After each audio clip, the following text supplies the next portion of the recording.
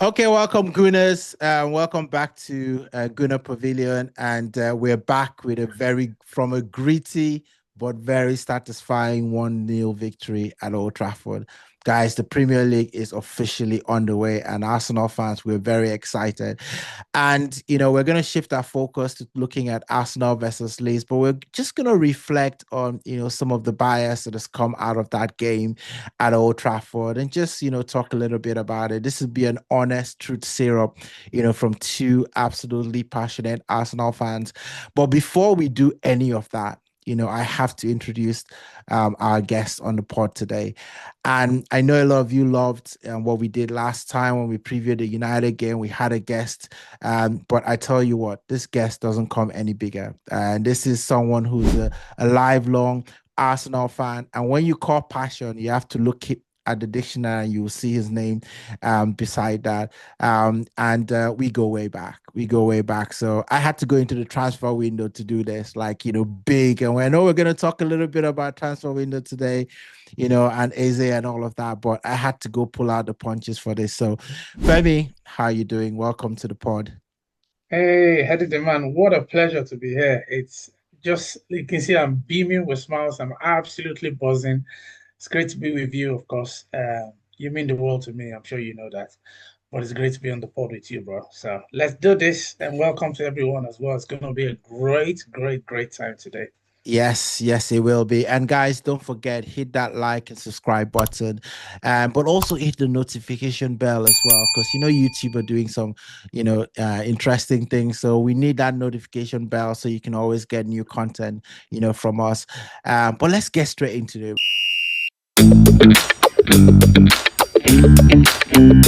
Before we talk about Leeds, let's do a quick recap of United, right? People say that the 1-0 scoreline flatters us a bit. Calafiori's header from Rice's corner, but it felt more like defending with purpose than dazzling in attack. Femi, what do you make of that game? There's been a lot of criticism of Gyökeres, of Arsenal, and people are saying, Man United on the way up. What do you take from that game? Well, it's not all the time you perform at the top of your game. If you look at football and any sport, really, I'll make a quick reference to Roger Federer. Federer said something interesting. He said, if you look back at all of his Grand Slam wins, all of his tournament wins, a lot of the time, he would only win about 52% of the points in a game. So people think from a fan's point of view, but if you think from a champion's point of view, like someone like Arteta managing the team, he's well aware of the fact that the players are not going to be at their best for 90 minutes. But if I'm going to teach anybody anything, a champion mentality is you break the game into four quarters.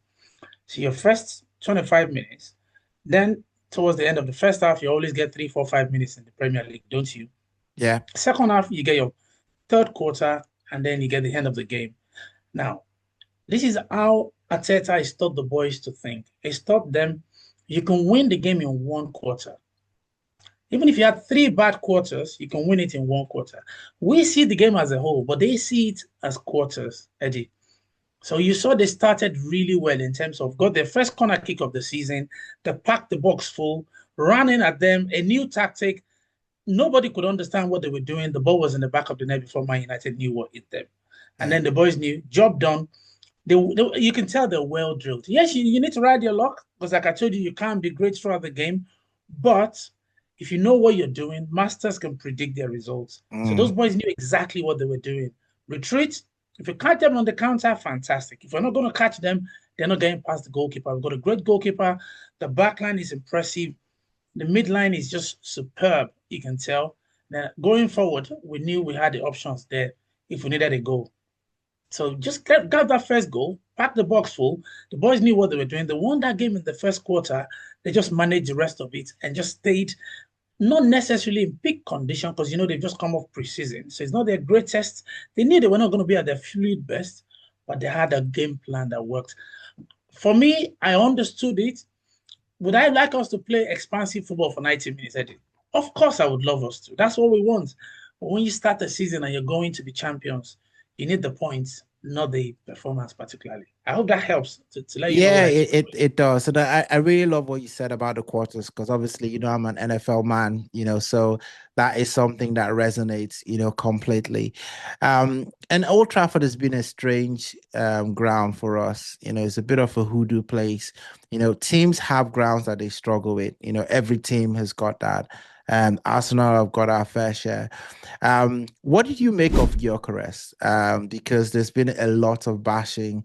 Social media has been all going up crazy. Look, 65 million, and this is what you got, and all of that. What do we feel? I mean, I've got my thoughts, but I like to hear yours. What do you make of Gyökeres' performance? Eddie, look, we might need another song. 65 million down, Didre. Gyökeres goes again. Havertz is now injured. So today, what I've done is I got my Gyökeres shirt. Let me show you Yeah, what I that's the think, isn't it? support. That's the So support. I hope that tells you everything. We've not spent 65 million on a player to dump him. He's not going to turn bad overnight, is he? You can tell he's a confident lad. Yes, he left the ball behind a couple of times that you were not expecting him to do. But you mentioned it and you said the right thing. Look, Old Trafford has been a tricky ground for us. A lot of the time, even at Wenger's peak, we had troubles at Old Trafford, even at Anfield as well. So I mean, we go to Spurs and it feels like it's our training ground and we beat them off the park, don't we? So there are places you go. Sorry, Spurs fans, I know you're listening. That was for you. There are places you go and you smash them regardless. And there are places you go and the players have like a mental block. And that's why I knew what Arteta was doing. First corner of the season, go and win the game. The rest of it is going to play out the way we planned it. So overall, I'll say Gyökeres fitted into that same narrative, Eddie. He Mm. didn't have the service. You can tell he didn't. It's not like you put it on a plate, he's not going to score. Did he have one shot? That was the first time in 3 seasons he's gone a whole game without taking a shot. That tells you everything. So you can't go from playing for 3 seasons and having a minimum of a shot within the time you're on the pitch and not having any at all. So Arteta wanted the team to be solid that night. And the fact that he went and did the job is all that you asked. So for Gyökeres is going to be great for us now. You don't get given the number 14 shirts. You don't get to score 100 odd goals in 2 seasons without knowing where the back of the net is. He knows where it is. We've seen it in training. We saw it against was he Athletic Bilbao or whatever they're called in the Emirates Cup. Look at that glancing header. It was perfect. So we know he can score goals. And he's done it against Man City as well. He's done it against great opposition. So we know he can do it. But yes, if you get a scorecard out and you say you want to score him out of 10, you probably give him 5. And that would be a fair result. He's not going to moan about that. Yeah. But you can't judge a great guy on one game, can you? We almost all judge Havertz on one game. And now uh, He's a that Havertz cornerstone scores of again. Arsenal. There, Yeah. there you go. So he's going to be great. Trust me, Eddie. Yeah, I mean, I have to agree with you. I mean, listen, right? People always want a stick to beat Arsenal. It doesn't matter what the stick is, they will always find it. I think from my perspective, you're absolutely correct. I can't disagree with anything you said there. Gyökeres will come good. There's no question about that. And hopefully, we're going to see a lot of that in the game against Leeds, and we'll go to that. But for me, I think the three things that stuck out for me, what went right in that game, we scored from a set piece despite pressure, right? And people were talking about the fact we're not scoring from set pieces anymore, and all of that. We are very resilient in defense, and there were lots of vital interventions. And, sometimes, building a defense and having that stability, being the best team in the league in the last 2 seasons from a defensive perspective, is not something to be overlooked. And then, of course, we had mental grit, to secure that victory away. So I mean, you can look at the sloppy play, you can look at, the fact that we're not expansive, but it was 3 points, and that is the job description. it's Absolutely. it's it's 3 points, and you get away. And you've earned your day's wage, haven't you? Absolutely, absolutely. So I think I'm I mean, you can look at the way satisfied. the players celebrated at the end of the game. Look Yes. at Gabriel on his knees, like yeah, and it was hugging Saliba as well. Those players are not foolish, They're not celebrating because they knew they had a great game. They knew it was going to be a dodgy one for them because they've Mhm. not had a great time at Old Trafford. I mean, we Yeah. won prior to that game. We won 4 out of our last 5 against them in the league. So Arteta knows how to beat them. So you're going to trust him. Even Wenger didn't manage that kind of streak against United. So if he knows the way to beat them, hand it over to him. He had a game plan. It worked. The players enjoyed it. The fans kept singing throughout the game, and they sang at the end as well. It was a party. So Yeah, what else? What more can you ask for? You're yeah. not going to be expansive all the time. First game of the season, right? The 3 points is going to count at the end of the season. Trust me. Absolutely. Okay. I think we've talked a little bit about that game. So this is where we pivot, to Leeds, right? Freshly promoted team. They'll be fired up. I think we all saw their game against Everton. Energy, excitement, back in the Premier League, under the lights. Ellen Road was rocking. But they're coming to the Emirates on Saturday, and we need to welcome them to the Premier League properly. And so I want to dig into a couple of themes, but we'll start with Arsenal first before we go into Leeds. So, Arsenal, and we're talking a little bit about this before the show, and we're talking about the bench. The bench was very strong, probably being our strongest bench in a very, very long time. But it seems like there's lots of questions, that seems to be asked around the squad and who plays, positions and things like that. So you've got the left side, there's Martinelli, Trossard, and Noni Madueke. You also got in the back, Timber versus White, Calafiori versus Louis Skelly, Merino, is he going to come in and play? So Femi, I want to just explore that a little bit. What do you make if you're Mikel Arteta? What decisions are you making in terms of the squad for the Leeds game? So what I mean, it's interesting that you mentioned those dynamics, and I'll call them relationships as well. And the best way you can understand it is what Calafiori said after the United game, because he's already drilled it into the players. They want to win, don't they? And he said, I'm going to help you win. That's the role of the manager, to help the team succeed. And he said to them, we've tried it 2 or 3 seasons. We haven't gone over the line.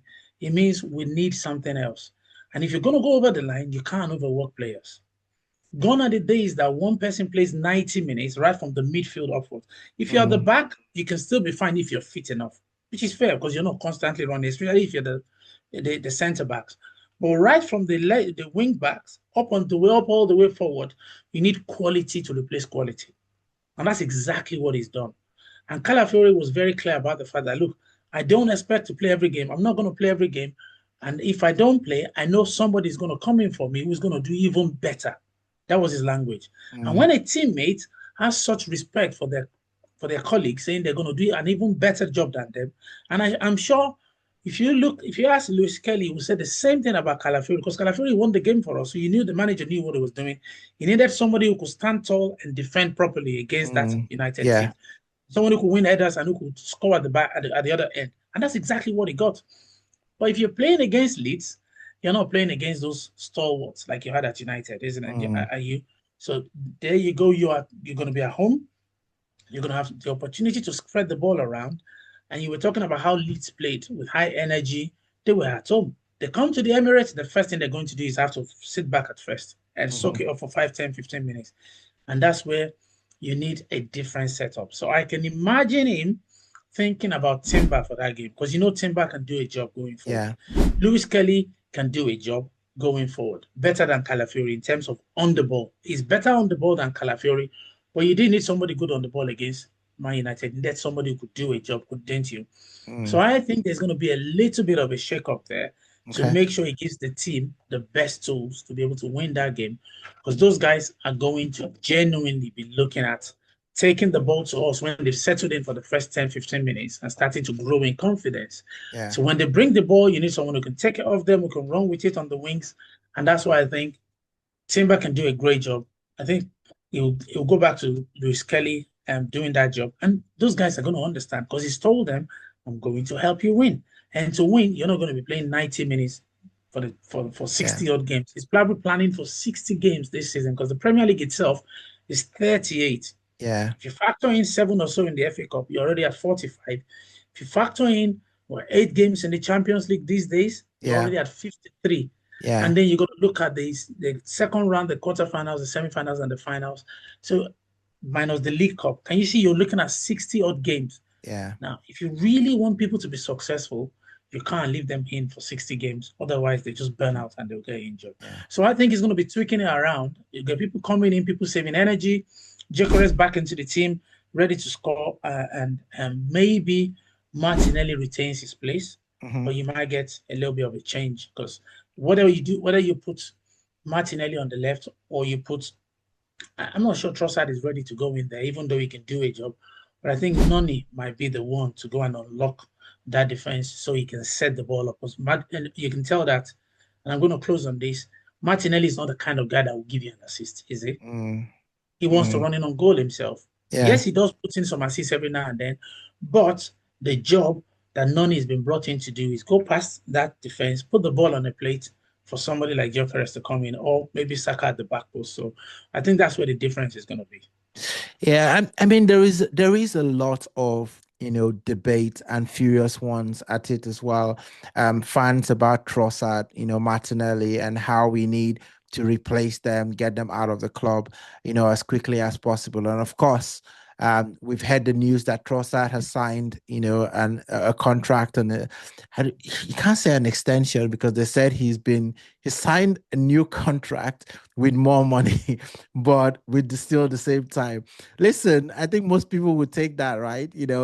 Take more money, absolutely. But this furious debate about Martinelli and Trossard. I mean, I believe that Martinelli is a player that has recovered from an injury, a big injury, and we've given grace to other players in the squad, who've recovered from injuries. Look at Odegaard, look at Saka, as well.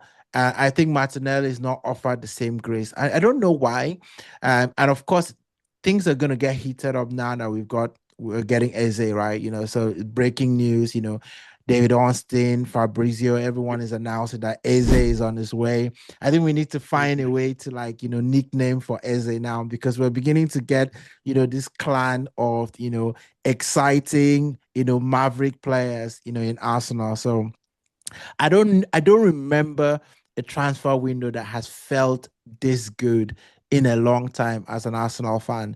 Maybe the closest was when Ozil signed, and that was very late, in the market, and and everyone was I like, almost got a tattoo for that one. The missus said if I got exactly. that tattoo, I was getting one for her. I was going to tattoo her name as well. I was like, no, I'll save it for later. Then. Otherwise, that So Ozil's still on me right now. So where are you? I know we're just talking about the squad, but I think it's important because it's a topic that everyone is curious about. Where are you on this thing? Eze, Trossard, Martinelli. Do you think any of them should be sold? I mean, Martinelli or Trossard? I mean, to be fair, no one is. I mean, yes, there are some players you should never sell. You can't sell Saka, otherwise, you might as well pack it all in. But the reality is, Martinelli, what he's done for the club, coming in as a youngster from Brazil with no experience really, and he's really, really done. I mean, amazing things. Like you can never forget that goal at Stamford Bridge, can you? Yeah, yeah, And he's yes. done. I mean, you've seen him run defenses ragged. Look at that goal against Man City. You can never forget that coming onto Yes, it. So there yes. are things he's done for the club. That I mean, he scored what nearly 20 goals at his peak, and a load of assists as well. I think that was 23, 22, 23, or 23, 24. So there's a player in there who can do that job. But at the minute, the service he provides for that team is the fact that he's not going to moan if he doesn't start. So he's happy to sit on the bench. Maybe not happy, but he's fine because he understands what the team is Mm, trying to achieve. But even better, he's happy to come on and make a difference. So I would keep him 100% because you need someone on that left who can do a job. Eze is not a left winger. Eze is a maverick. He can go yeah, everywhere. yeah, And Trossard, yes, Trossard can do a job on the left. But if you look at it, maybe before Gyökeres, I'll say Trossard, without a shadow of doubt, is the best goal scorer in the team. yeah, Knows exactly where the back of the net is. He's yeah, got all the experience you need. He's an international with Belgium. He's done everything you can ask him. He's saved us time and time and time again coming on. So he's led the line, even though he's not the tallest. Every time he's been asked, he's stayed on that left wing. He's even done the Odegaard role with distinction. Do you remember that? yeah, yeah, Where do you get that kind of player from who can lead the line, who can go on the left, who can then sit in the middle and dictate everything? So you can't sell him, and then Martinelli can complement. A lot of the time you might need Madueke and Noni on that left hand side, and you might need Mm, Martinelli out of the game. So I wouldn't sell them because the best teams keep the best players, and he's yeah, been one of our best players for the last 4 or 5 seasons, without a shadow of doubt. Yes, like you said, the injury slowed him down, but he knows where the back of the net is. Can he improve? 100%, yes, he can. But are we just starting a new season? Yes, we are. We saw what he did against Real Madrid. We know he can run a team ragged. So why would you not leave him there? So I wouldn't sell any of the two of them. They've got different roles, even if it feels like they're both on that left hand side. I think Trossard does more for the team, whereas he's happy to be there. And he's led the line 1 or 2 times for us. And we've always wanted him to play as a number 9 anyway. yeah. So I'm not going to sell any of the two of them, trust me. We got the money now anyway. So why would you deplete the team if should anything happen? We just had Havertz injured. Are you going to go and Yeah. buy a new player? Yeah, yeah, I absolutely agree with you, especially on the back of last season where we suffered a lot of injuries, to our players. You just don't know how many players you're gonna need to win that title. I mean, look at Liverpool, they were chopping and changing. I mean, maybe Salah was a constant, but it was rotation between Diaz, Nunes, Jota, may his soul rest in peace, and it was there were people coming in and out, on the other side of the Even attack, Gakpo right? couldn't get a Yeah, game even at Gakpo, a while. was Yeah, as coming good in as and he out. is. So, Yeah. and listen, Liverpool, they've got all of those people, including Ekitike, and they're also going for Isak, right? So, Oh, there so you it, go. it just shows you that you can't have too many good players, in the The team. Premier League is 100 mile an hour game.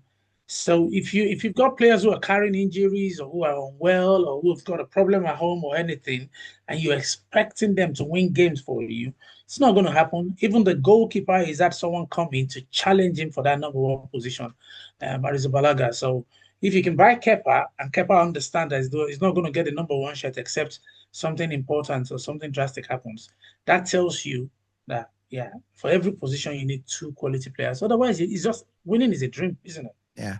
And listen, if Arsenal really need to ship players out, we've got players that are probably not going to see the pitch. You got Sambi Lokonga, you got Patrick Vieira, Vieira. Not Patrick Need Vieira. Fabio Vieira? We got Fabio Vieira. He could have been Patrick, but he was not cutting the mustard. No, not at all. Okay, let's switch a little bit because we need to talk about Leeds because that's the game that we're playing, and then we're gonna get to prediction, guys. So stick around for that because we're gonna get some very, very shock score lines in the prediction section. But Leeds got a win against Everton on Monday. It was 1-0 via an Nmecha penalty. I'm hoping that's how his name is pronounced. Um, but there were a lot of players that stood out in that game. You got Lucas Perry in goal that made some crucial saves. Then you've got Anton Stach. He impressed in midfield. Almost had 2 goals. I think his shot was the one that led to the penalty.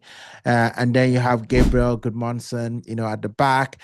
And Gnonto, remember him? He was in the Oh, Premier League the last time that Leeds were there. So they look decent, but of course we welcome them into the Emirates. Um, Femi, let's talk about that game, right? Emirates, lots of expectation, our first home game of the new season. What are you going to be looking for in that game? well, interestingly, if you look at it from a Leeds perspective, there are players who've just won a game against Everton, and Everton was brilliant when David Moyes came in, and he's led them into becoming a very solid, very well organized, well drilled, but also goal scoring team as well, because they were scoring goals for fun almost when he joined, and they couldn't hit a band up previously. So if you look at Leeds United, they'll be coming with confidence. But what is the hope that kills you, they say, isn't it? So you played against Everton and you thought, we are the champions, my friend. And then you come to the Emirates and you can't get a sniff of the ball. And you get players on top of you who are going to be actually more of a force than Everton. So I think it's going to be a culture shock for them when they come to the Yeah. Emirates. And we love a team that can play. If you come to Yes. the Emirates and you want to play against us, that's amazing. So I think they'll sit back. The manager will be smart enough to do that. But they've got some exciting players going forward. I mean, I did like them at the back anyway, like you were talking about Goodmanson. Even Struik. He Mm. was in the Premier League previously, wasn't he? And he Yeah, seems yeah. relaxed, went around the ball. He can play a dirty one. He can stand up to a striker, so they've got some experience there. What I'm just concerned about is it's no way in the world, it's never enough for a promoted team with just one game into the Premier League to come into the Emirates with what we're looking to achieve anyway and get Mm. anything off of us. So, will it be easy? Absolutely not. There are no easy games in the Premier League, but Yes. I think we've got more than it. And we're talking about the bench. So, if a player is not doing it, 60 minutes, 70 minutes, we've got ready made replacements who can go again and have a go at them. So, and I know that from what I told you prior to at the start of the game, at the start of this conversation, that Arteta manages the game and he teaches his players to manage them in quarters as well. So the Mm. players reset quickly. They have a recovery mindset. Look at when they scored against United, they huddled together and had a conversation rather than running around celebrating. You had all 11 of them in one huddle having a chat. Whereas other teams are sliding around celebrating, these guys are focused on winning. So they came because it was an opportunity to re-strategize and say, look, guys, we need to reset. Are we on track? What's going wrong? What's going well? Can we continue to do what we're doing? So this is a team that is very strategic. So when it comes to Leeds United, I don't have any concerns in terms of how they would approach the game. Yes, would have different materials in terms of players. The resources will be different, but the result is not going to be any different. It's going to be a win for the Arsenal. We're gonna get to predictions. So we're gonna hold on our score prediction, guys, and we'll get to that at the very end. But I think, like you said, it's our first game. This should be a game that Arsenal should mark in, and no disrespect to Leeds to come away with 3 points. I don't expect it to be a comfortable game. I know Emirates are gonna be up for it, and who knows, we might be unveiling, Eze, in that game, which would just raise the temperature in the stadium even more than that. So Leeds are going to come confident. They're going to come with the win on the back, with hoping that they can do what they did to Everton, against Arsenal. And I think that, we might see more of that mid block, type of situation that Arsenal tends to face with a lot of teams who would adjust their playing style when they play Arsenal because they know that when it comes to football, they might not be able to compete with Arsenal. So be solid, everyone helping each other, and then try and neutralize, Arsenal's potent way of attacking, which is through the wings, right? So Mhm. we need to get as many 1v1 situations with the players like Saka, Martinelli, Noni, Madueke, if they do. Gyökeres didn't get a lot of service, so I would hope that he gets a bit more service, at the Emirates and place where he feels more comfortable. Sometimes, players need that home game to just allow them to be themselves, and he's just gonna have more training under his belt, right? So I'm expecting that. How do you think Arsenal have to balance the rotation in this game? Right. I know we talked about it earlier on. There's likes of Nwaneri didn't even come in, in that game against United. And, we saw Max Doman, going for the game. I think he gained valuable experience from just being part of the first team, traveling on a away game, understanding what we do and things like that. Um, do you think that we should see more of Nwaneri in the game? I mean, with every respect to Nwaneri, there's a reason why we've gone to buy Eze, As even a though Havertz is actually out. So Nwaneri is one for now, but also for the future. But you can't put that job on him for 90 minutes, not even 70 anyway. So I would say, should he be in the team 100% in terms of being on the bench? But in the first 11 straight away at the start of the season, when the stakes are really high, I don't think so yet. I'll probably say the players are aware of something important. We're going to have the international break shortly, aren't we? And then you're going to start getting cup games. And that's where players now get more games. You're going to have midweek games in the League Cup. You're going to have midweek games in the Champions League. And there are more games than ever before. So everyone knows this is a time to get half an hour, 20 minutes. So I reckon at some point he's going to be getting his minutes, but maybe not necessarily immediately, except, of course, the game is all done and won and you want to start taking up the big guns, the big guns, and it's going to be a big gun for us, isn't it? So I expect that he would, of course, be able to help the team at some point in the next few weeks. If there was going to be anyone that you probably are going to make a case for, Max Darman is going to be one to say, look, for everything he did in preseason, yeah, it can give Saka a rest because I don't know who's going to play on that left if Saka is not there. If you need Saka to be off for 10 minutes, the last 10 minutes, he can put down one and he will do a job, won't he? So his name was not on the sheet against United, Yeah. but if you put him on the team sheet, I'm not going to be mourning at all. And I know nobody at the Emirates will be mourning seeing him on the bench, will they?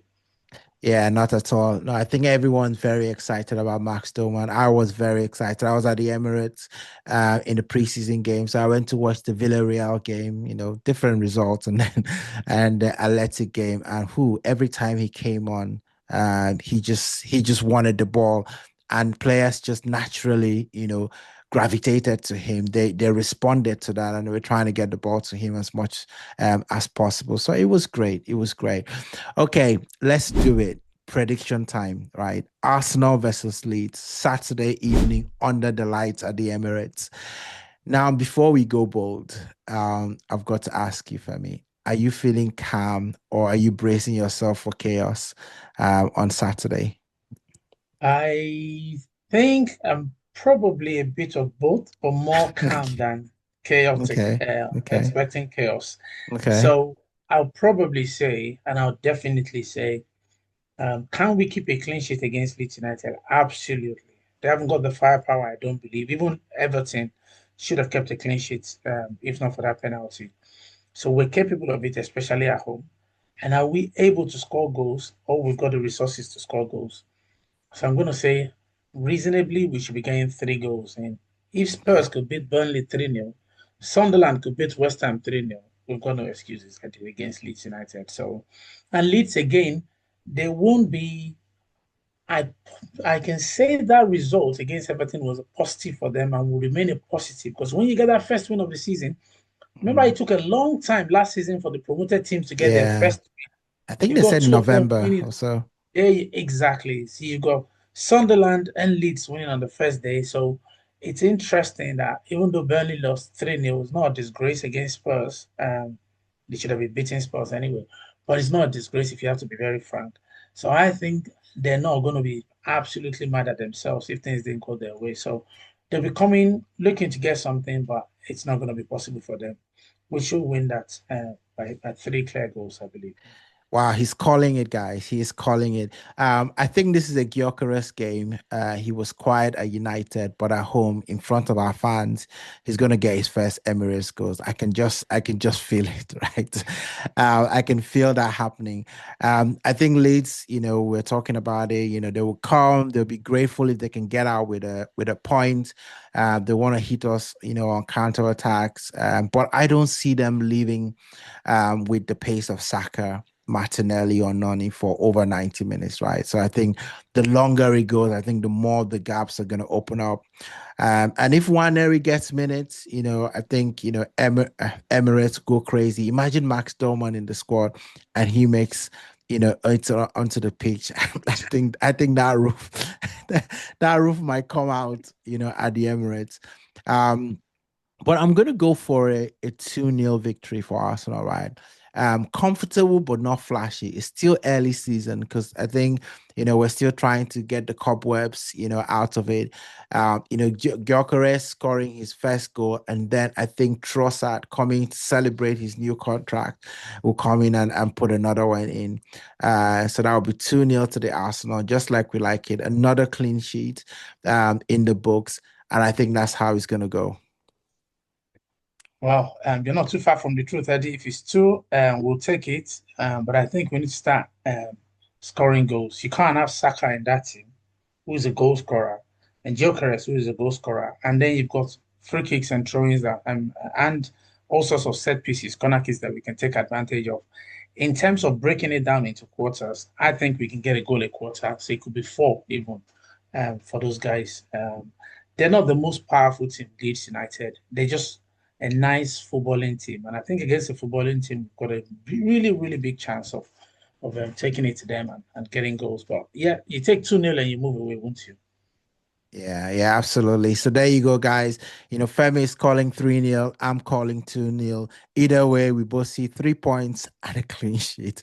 But let us know in the comments, guys, what's your prediction? Are you going, cautious like me, 2-0, or you're optimistic like, Femi, 3 and all of that? And if you think Leeds are about to shock the Emirates, drop that too. We'll save the receipts, right?